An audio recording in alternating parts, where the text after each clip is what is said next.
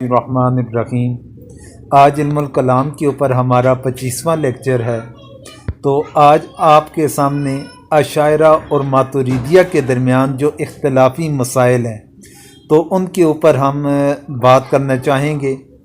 امام ابو منصور ماتریدی کا سابقہ معتزلہ سے پیش آیا، ان کا واسطہ، ان کا سابقہ یہ معتزلہ کے ساتھ پیش آیا تھا، جیسا کہ امام ابو الحسن الاشعری رحمۃ اللہ علیہ کے ساتھ ہوا۔ اسی لیے ماتریدیہ اور اشاعرہ کے درمیان بہت زیادہ اختلاف نہیں۔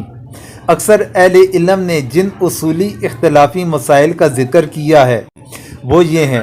پہلے نمبر پر انسان پر اپنے رب کی معرفت حاصل کرنا واجب ہے، چاہے ان میں کوئی رسول یا اس کی تعلیم نہیں آئی ہو۔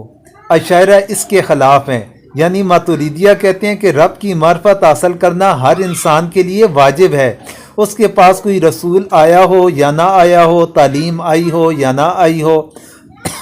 لیکن اشاعرہ کہتے ہیں کہ شرع کی بنیاد پر ہی اللہ کی معرفت اور اس پر ایمان لانا واجب ہوتا ہے، اور ماتریدیہ کے یہاں عقل کی بنا پر ایمان لانا واجب ہے۔ یہ ان کے درمیان پہلا اختلاف آ گیا۔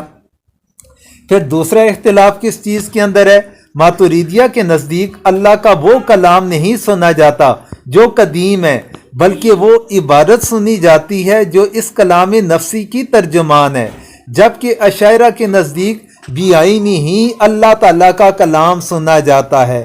یہاں پر بھی ان دونوں کا اختلاف آ گیا۔ پھر تیسرے نمبر پر ایمان میں زیادتی اور کمی نہیں ہوتی، جب یہ ماتریدیہ کہتے ہیں کہ ایمان کے اندر زیادتی یا کمی نہیں ہوتی، وہ ایک سطح کے اوپر برقرار رہتا ہے، جبکہ اشاعرہ کہتے ہیں کہ ایمان میں کمی اور زیادتی ہوتی ہے، وہ اس چیز کے قائل ہیں۔ پھر چوتھا اختلاف، ماتریدیہ کے نزدیک نبی ہونے کے لیے مرد ہونا شرط ہے، جبکہ اشاعرہ کے یہاں یہ شرط نہیں ہے۔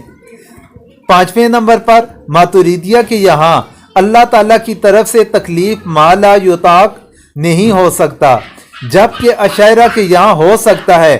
ابو اسحاق اشعری اور امام غزالی نے اشعری ہونے کے باوجود اس مسئلے میں ماتریدیہ کی موافقت کی ہے۔ پھر چھٹے نمبر پر ماتریدیہ کے یہاں اللہ تعالیٰ کے افعال حکمت و علت پر مبنی ہوتے ہیں، جبکہ اشاعرہ کے یہاں یہ ضروری نہیں۔ ماتریدیہ کہتے ہیں کہ اگر یہ ضروری نہ ہو تو اللہ تعالیٰ کی طرف فعل عبث کی نسبت لازم آئے گی۔ یہ 6 اختلافات آگے۔ پھر 7ویں نمبر پر ماتریدیہ کے یہاں کسی شے یا فعل میں حسن و قبح کا ادراک عقل کے ذریعے ہو سکتا ہے، لیکن عقل کا ادراک شریعت کے تابع ہوگا۔ اگر اس کا ادراک حکم شرعی کے خلاف ہو تو اس کا اعتبار نہیں ہوگا، جبکہ اشاعرہ کے نزدیک حسن و قبح کو جاننے میں شریعت ہی کا اعتبار ہوگا، عقل کا کوئی بھی اعتبار نہیں ہوگا۔ یہ 7واں اختلاف۔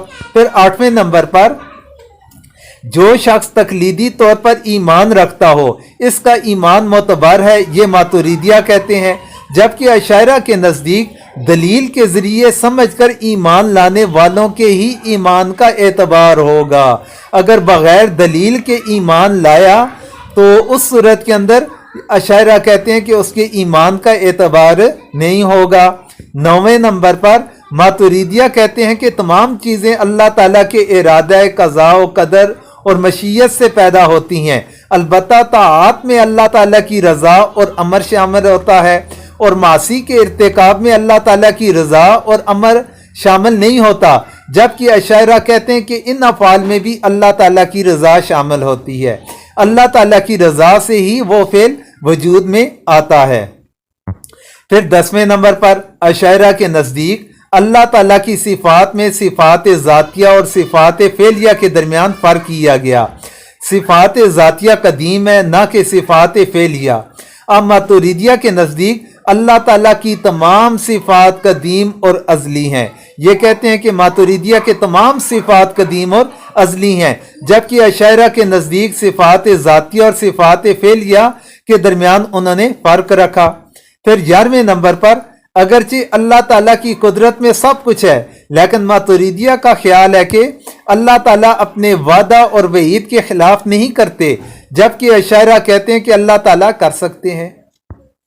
12वें नंबर पर मातुरीदिया के नज़दीक अल्लाह ताला कभी ये अफ़ाल को नहीं करते, जैसे फरमाबरदार को अजाब देना, अंबिया को दोज़ख में डाल देना, काफरों को जन्नत में रख देना।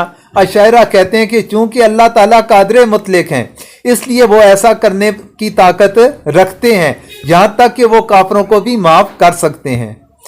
13वें नंबर पर मातुरीदिया के नज़दीक अशिया को वजूद में आने या लाने के लिए अल्लाह ताला कुन नहीं कहते हैं, ये बतौर मजाज के है और मकसूद ये है कि फ़ौरन ही अल्लाह ताला के इरादे के मुताबिक चीज़ वजूद में आ जाती है, जबकि अशायरा के नज़दीक ये हकीकत पर महमूल है, यानी अल्लाह ताला के कलाम कदीम कुन के तहत चीज़ें वजूद के अंदर आती हैं। फिर 14वें नंबर पर अगर कोई शख्स मुर्ताद हो जाए तो इसके आमाल खबत हो जाते हैं, यानी ज़ाया हो जाते हैं। इस पर तो दोनों फरीकों का इत्तेफाक है, लेकिन फिर वो ताइब हो जाए तो क्या इसके नेक आमाल वापस आएंगे या नहीं आएंगे? इस सिलसिले में मातुरीदिया की राय ये है कि इसके आमाल वापस आ जाएंगे और इसको इनका अजर हासिल होगा। अशायरा की राय है कि वापस नहीं लौटते।